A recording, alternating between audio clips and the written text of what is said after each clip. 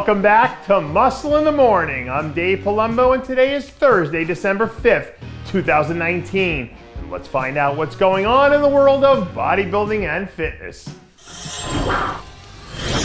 Anytime you put the words Kai Greene and comeback in the same sentence, people on bodybuilding Twitter start to lose their collective minds. So I hate to do it to you, Twitter, but lately I've been hearing some rumblings about a potential Kai Greene comeback situation surrounding the 2020 Arnold Classic, with Kai literally and figuratively being one of the biggest names in bodybuilding. Obviously, this would be a complete game changer for next year's competition.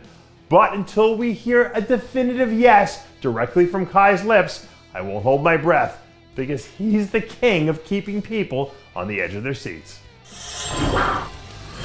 You know how people say that friends shouldn't let friends skip leg day? Well, apparently George Peterson must have a lot of friends, because this dude hasn't missed a leg day since the first George Bush was in office.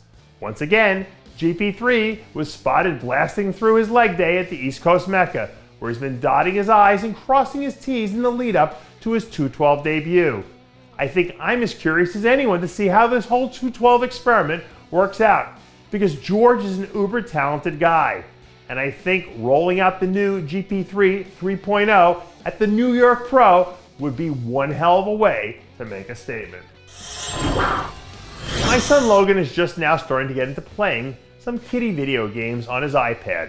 And he's already trying to get me to give up my credit card information so that he can buy, the upgrades. But like any good dad, I told him no, and that he should go get a job and earn it the old-fashioned way. Sort of like what Antoine Vaillant is doing with his off-season right now. Word from Antoine's camp is that he's managed to eclipse the 300-pound mark, which is part of their plan to help him hit the ground running at some point next season.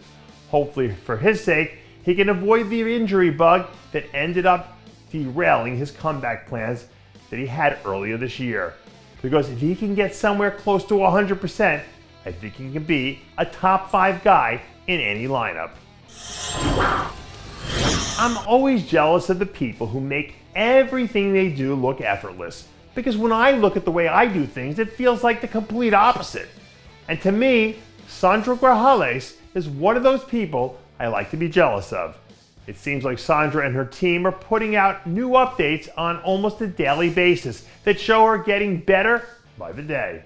When you sit down and look at all the details, Sandra had an amazing off-season and pre-contest that probably hasn't gotten the credit it truly deserves. But if she picks her spots right next year, I can see her being one of the big winners of the 2020 season.